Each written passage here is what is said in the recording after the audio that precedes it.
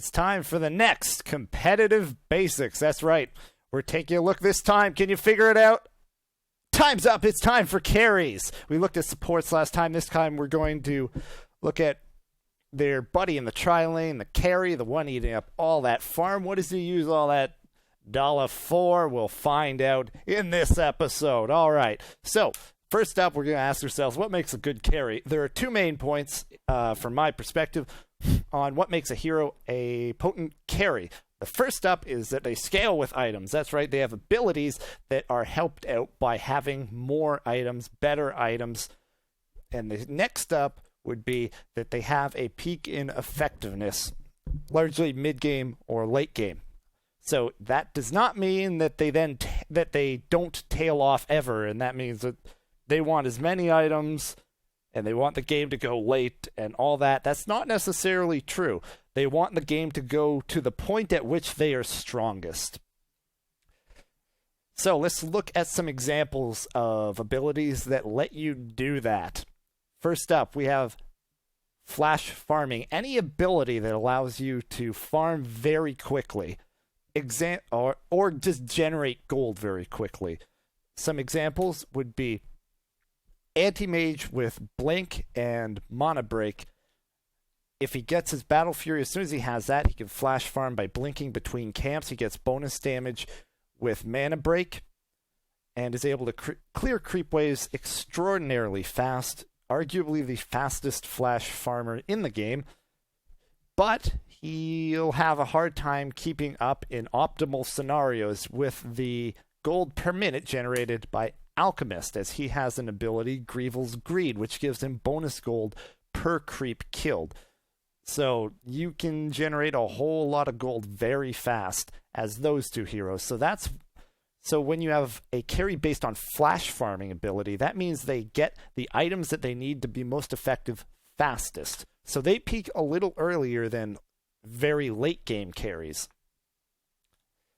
Bonus damage is another ability, and that is one where you're going to once again scale with items.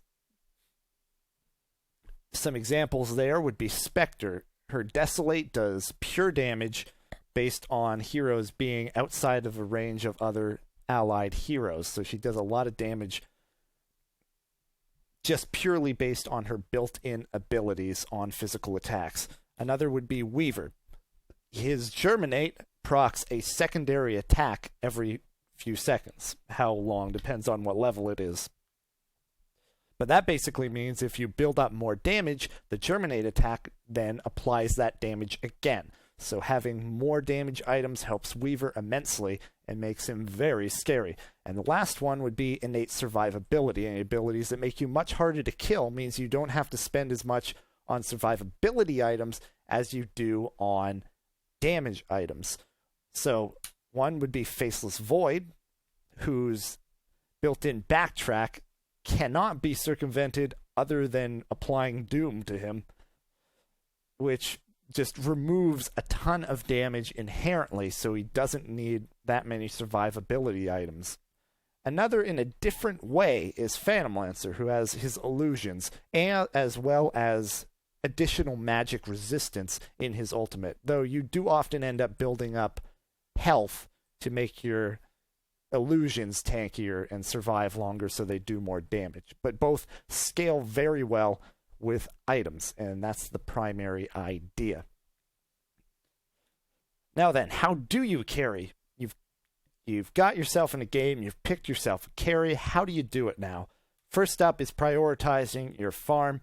You're the most important farmer on the map. If you're not getting the last hits, you're not doing your job. So you want to ideally have the most gold on the field at any time.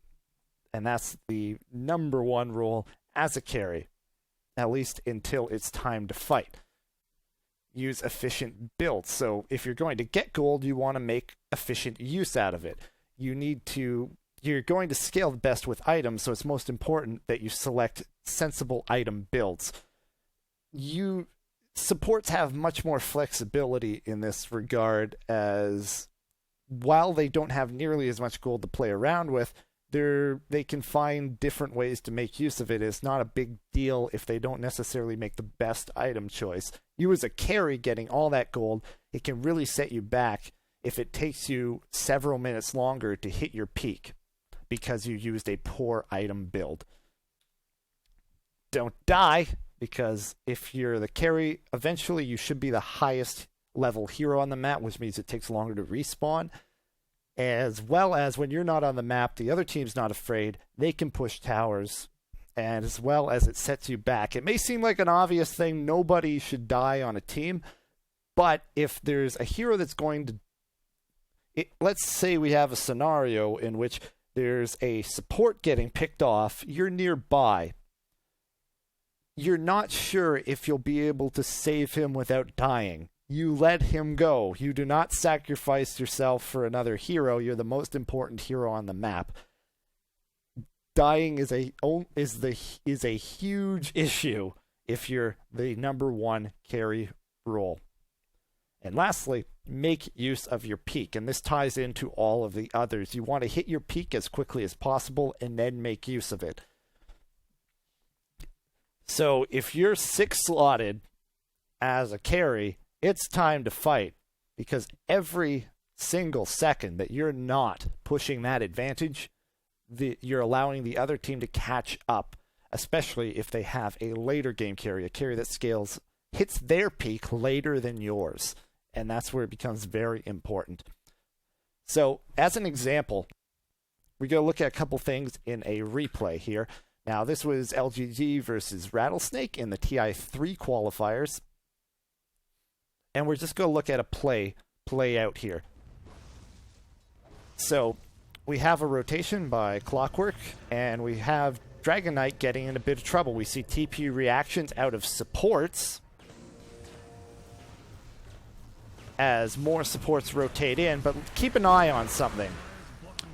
Bottom, the one carry on the Radiant side is pushing the tier 1 top, and the carry on the Dire side is still just farming away up here.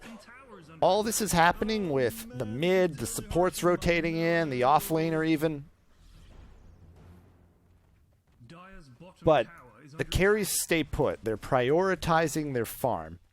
As well, if we take a look at Gyrocopter's build, he has a Ring of Basilius. He actually started earlier in the game with a Ring of Protection.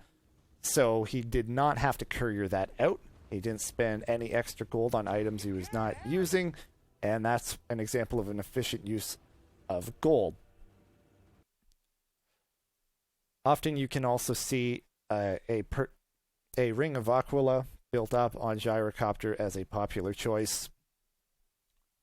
And again, you could start off with a Ring of Protection in that regard, so you don't have to ship anything out. So that's just a couple examples of how these points apply. Now, we talked about gold. How can you tell if you're doing a good job? So here's a benchmark for you to work with. By 10 minutes, there will have been, in one lane, 80 creeps spawned and 2 siege creeps. So that means a possible 82 last hits. By what's actually about 10:15 to 10:20 is when you'll be finishing off the 10-minute wave.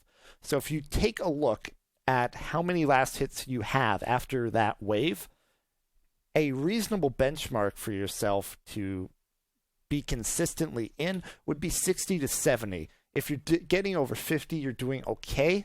60 to 70, you should feel good. Over 70, you're doing excellent. So that is an idea about how can you tell if the early game is going well for you. And the reason the early game is so important for carries is that first big item is often the one that kickstarts them and gets the momentum to push you on your way to that peak that I mentioned. For example, Anti-Mage, the earlier Battle Fury he can get, the earlier he can start his flash farming, and the faster he gets to that peak based on out-farming everybody else on the map. So, we'll conclude with heroes to practice. This gives you a variety of carries that span the spectrum of how the role can work. I've mentioned him several times. The quintessential carry is Anti-Mage, using that flash farming, making that first big item a big priority. Get your Battle Fury, flash farm. You become relevant, like significantly relevant once you get your Manta style up. So Treads, Battle Fury, Manta style. And then you're starting to hit your peak with the next item, which you can be either Heart or Butterfly. Once you have those items, that's the biggest point. You can sort of peak at Heart and Butterfly. So Treads, Battle Fury, Heart, Butterfly, Manta style, and then say an Aegis. Between that and when you pick up one of the first Heart or Butterfly is when you'll peak there. After that, if they have, say, Phantom Lancer, you're going to start tailing off, and he's going to start catching up. Another would be Lifestealer, who plays in a very different way. He thrives from getting up a couple big items and then being a part of fights. He cannot flash farm in the same way that Anti-Mage can, but he does have a ton of dangerous fight potential much earlier on. So once you get up, say, Phase Boot Armlet, then you're really dangerous, especially if you add on one more item on top of that. For example, you could have just Phase Drums Armlet, Phase Drums Sanjin Yasha. You could have the classic Treads Armlet Desolator build. Just at any point, that's when you need to capitalize and generate momentum for your team by being stronger than anybody else on the map. One more, Faceless Void, who is perhaps the hardest carry. That is the one that peaks latest. So 6-slotted, going to be hard to find anybody who can contest that. But he takes much longer to be effective and strong and scary as it would for Lifestealer and Anti-Mage. So he plays in a very different way. And again, not the greatest flash farmer, but wants a lot of items. So that is a completely different feel. And the last one I'll mention is a much more niche hero, which is Clinkz. Clinkz is an example of getting up that one key item and suddenly being a big threat. For Clinkz, that item is Orchid. Once you have your Orchid, you can start picking off heroes on the map. So it is absolutely vital to get that as soon as possible. Perhaps even more important than the timing of the Battle Fury on Anti-Mage. So if you play around with those 4 heroes, you should get a very good feeling for the wide span of how carries can play out in very different ways and peak at very different times. So that's the overall idea of a carry. And we'll continue on to our last 2 roles in the next couple videos.